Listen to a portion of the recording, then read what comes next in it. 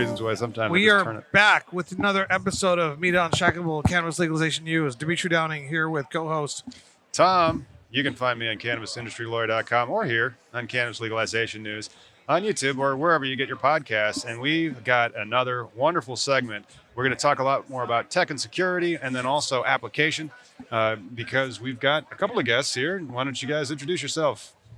Colin Fraser, owner of Upling. So we're the first black-owned cannabis delivery app that's MBA certified in America and Jamaica.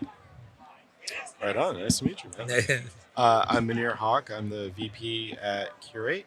We are an IT security firm helping folks build out their facilities. Tom. I know you're going to get to Colin in a second, but I first had a really high-level thought when Munir and I were talking before he came on the show. Once you win your license, there's so many companies out there that are touching the industry. You're going to be buying lights. If you have a cultivation, you're going to be buying seed-to-sale systems. There's so many companies out there. And so many of them, because it's the big theme in the cannabis industry, have geared up to help social equity applicants. Like Curate, like Munir, like his organization. They have special plans, special opportunities, special discounts for social equity, which is something that you should be very well aware of as you go forward. It's a big theme, and almost every single company, even Weed Maps, has free licensing for free placement for social equity applicants. So why don't you talk a little bit about this theme and what your company does for social equity applicants and your experience? Yeah. So I love the programs that are out there. So I want to first and foremost say there are so many, and vetting your vendors to see what they offer and how they help social equity applicants is like crucial. So what we do is we offer all the free information that we have seen in every single market and all the things that have failed, all the things that have been successful. And it's free information that we offer. It's just a conversation to help you get started. So you get your license, now what, right? Great conversation. And it's so much fun. And, congratulations. Let's go. Tell me about your vision. Let's walk through it. And then let's start mapping out everything that it is you need.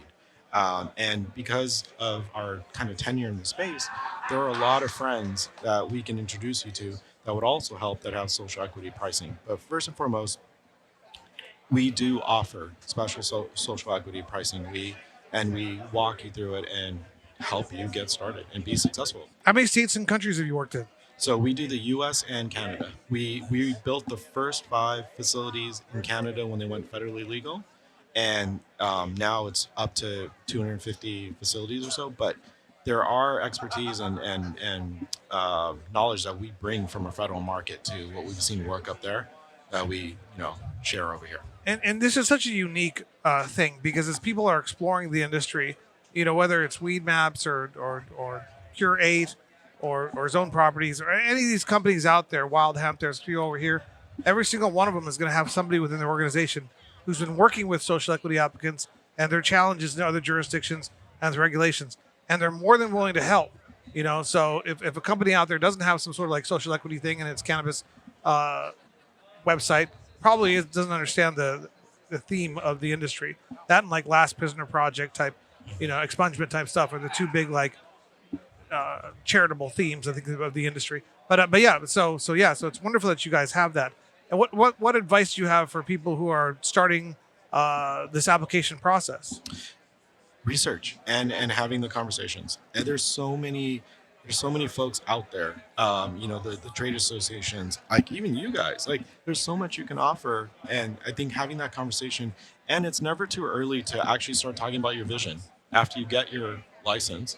Like let's hear about your vision and start kind of budgeting out what that's going to cost, because everything does come with a cost. That'd be my advice. What are the biggest mistakes you've seen social equity applicants make in your experience in the industry?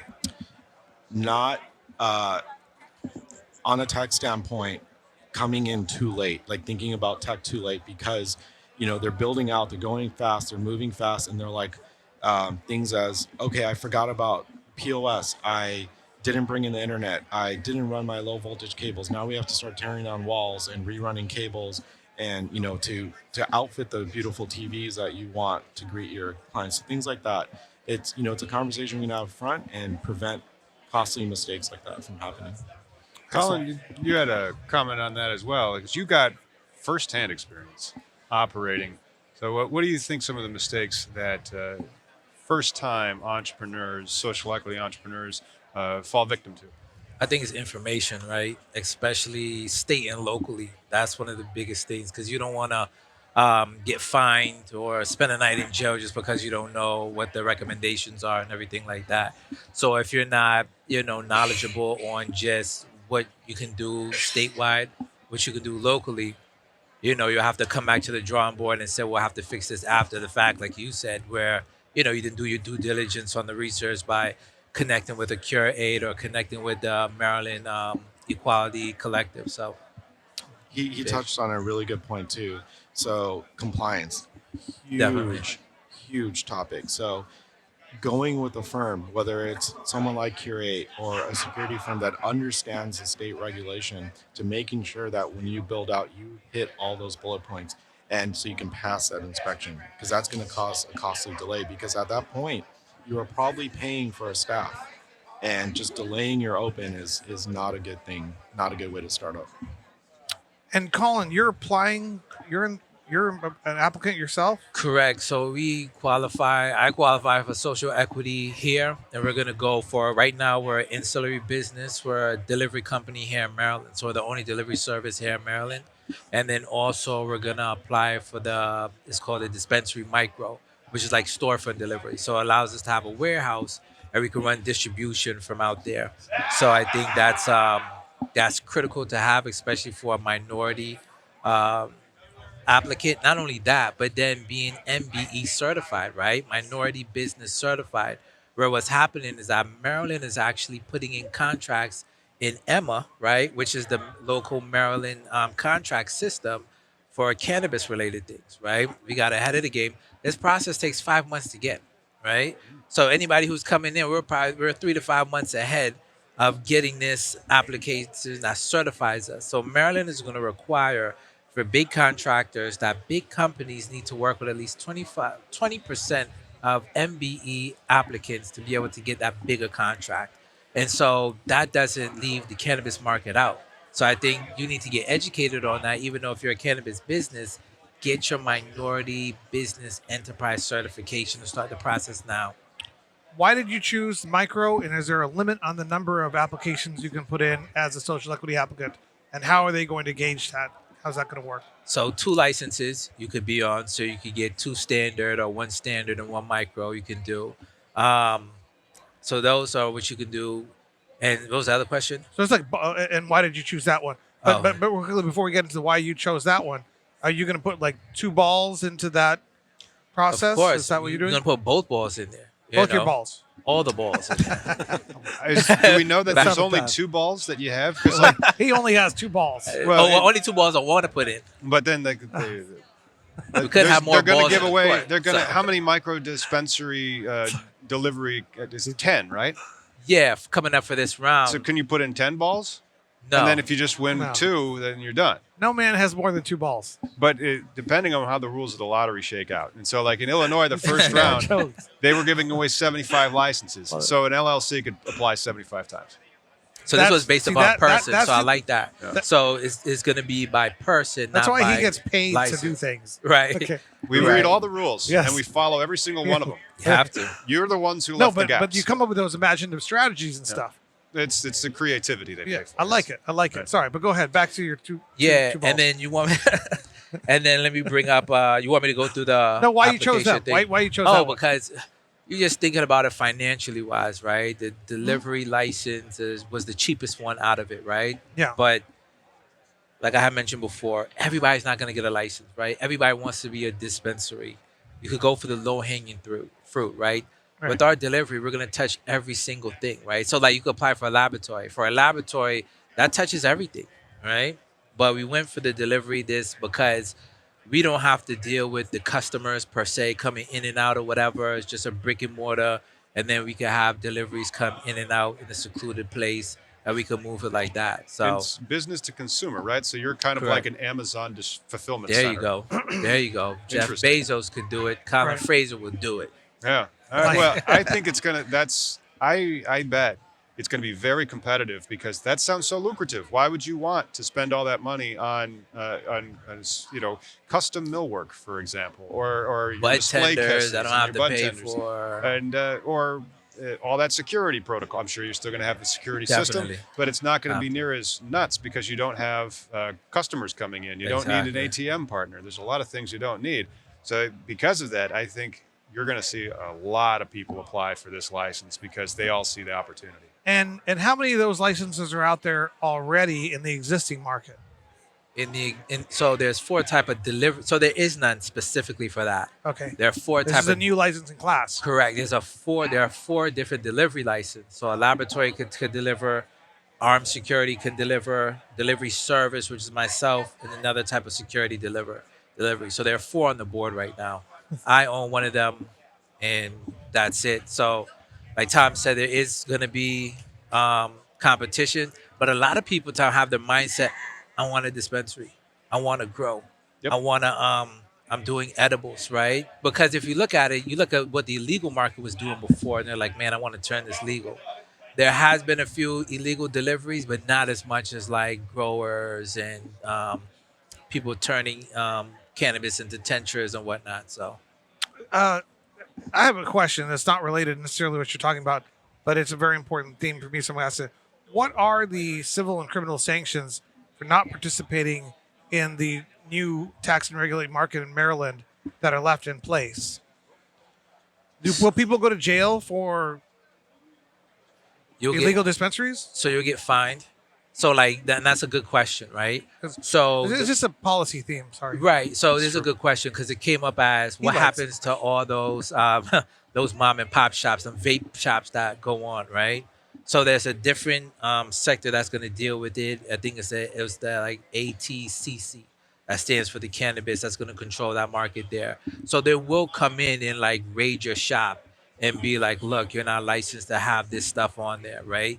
And guess who's pushing that? The people who actually have the legal dispensaries Of course. are pushing because I'm like, here's my money coming out the door, going back into the black market that we're trying to stop. So then that's the reason why the education piece, right? That's why we like going into the hood, right? Because let's keep it real. This is where some of the illegal stuff is happening.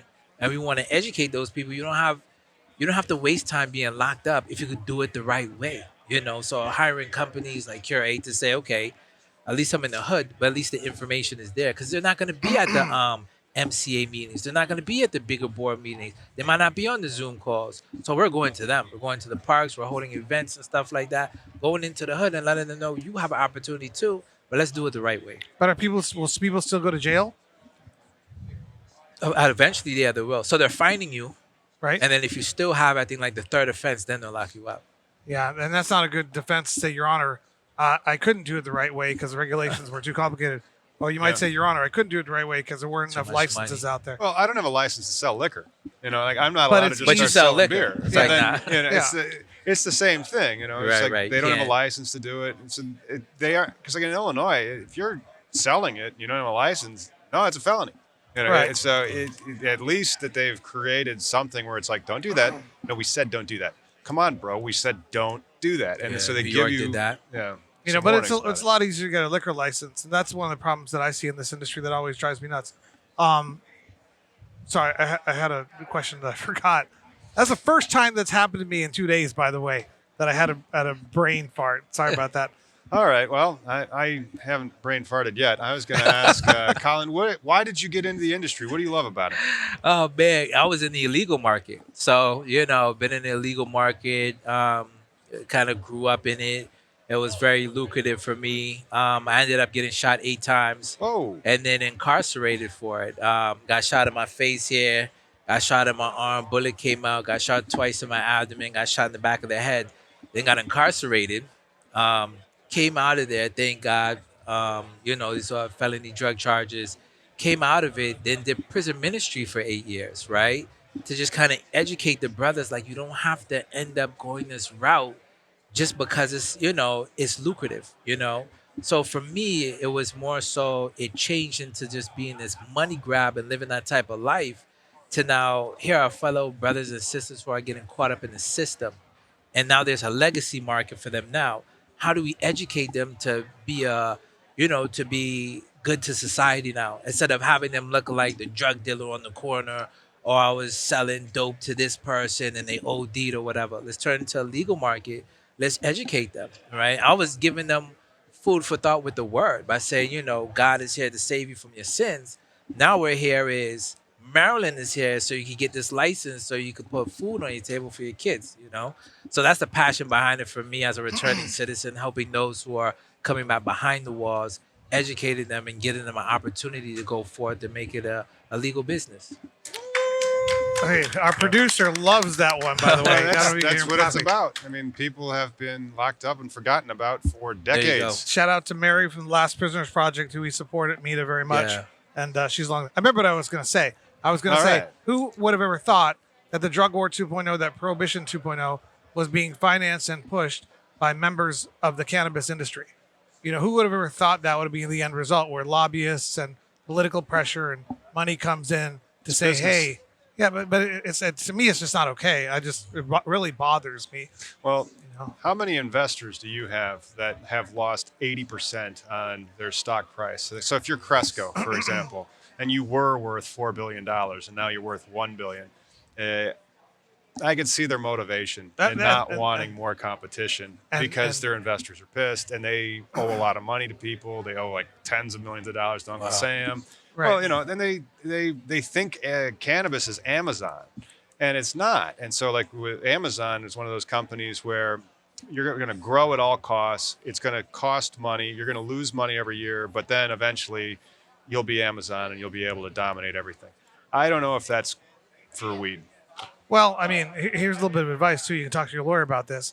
Is that as the regulations change and interstate commerce becomes more possible, there still could be state regulations that require Amazon-type companies to come through delivery services like yours, which will be in place to deliver.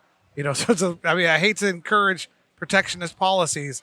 I'm just giving a little bit of free advice on that.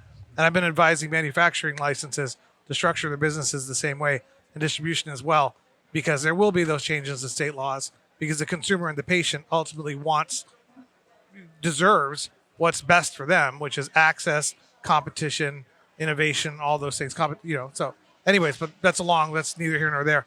Any other thoughts that you have for social equity applicants out there, for people in the community? What advice would you give them? They're just getting started.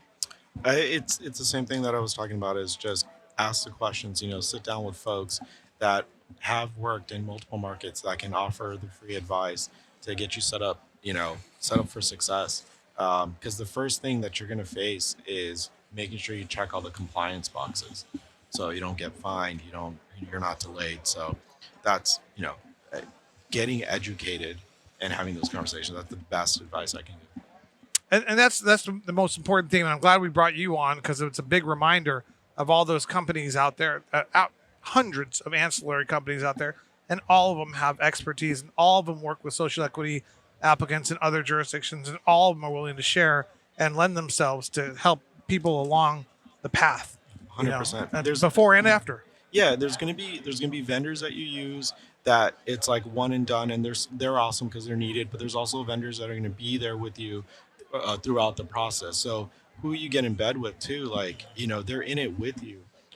This is Maryland is going to be awesome, but it's going to have its opportunities to screw up like other markets. Right. And maybe it won't, and maybe it will go through, some pain points. But personally, I'm sure for you guys too, we want to see this market, the marijuana industry, thrive as a country. There's so much good that can come out of this, but not to be negative, but I feel sometimes as society, we always go 2 steps forward and take 4 steps back, and we delay everything. So here's an opportunity for folks to just come together and learn from other markets. Just do something. I'm with you. The international component as well. I'm personally looking forward to this industry being international. My brother's in Mexico. Aren't you? Yeah, Jamaica. He's We're a in Jamaica. multi-country operator. Jamaica. We're in Well, Jamaica. no. But being able to bring in cultivation, cultivated manufactured product from Jamaica, from Mexico, from Colombia, from Thailand, where wonderful cannabis is grown. It's going to destroy the price of cultivation in the United States, and it's going to ruin a lot of people's investments. But so what? Well, clearly it wasn't your money then. Well, I'm not going to put my money at stupid ideas, and I'm going to You're- fight you're for not what's the best. average cannabis investor, perhaps. Well, no, but you should start small and do what you can do. I'm not going to say, Grandma, put your $10 million into an indoor grow in New Jersey, and you're not going to get paid back for 15 years. Because Good I know point. that one day California's like 7 years, 8 years from now. You see what I'm saying? It's just you got to tell the truth. And ultimately, the people of Maryland want cannabis from Jamaica. They want it from Colombia. They want it from Mexico. They want it cheaper, but they can still get it delivered through you. There you go. That's- Upling, baby. You're the smart man over there. Uplink, that is the name of the company. Upling. Yes. I don't know how to get around that. Sorry. Yeah. I'm all about the free market and free information, but that's a pretty tight analysis. But yeah, we got our play-by-play. What is he, like the referee or something Producer. over there? What's that? Delay of game? Showrunner. Delay of that's like industry talk for stuff. Well, let's just make sure that we wrap it up. And guys, where can people get in touch with you if they need any of your help? Curate.tech. Check us out at Upling, UPLINGAPP.com for more information and get connected with us. You want to wrap it up? Oh, can I? You do it so much better than I do. Yeah. I'm gonna try to do it. This has been another episode of Cannabis Legalization News and MITA. Chat.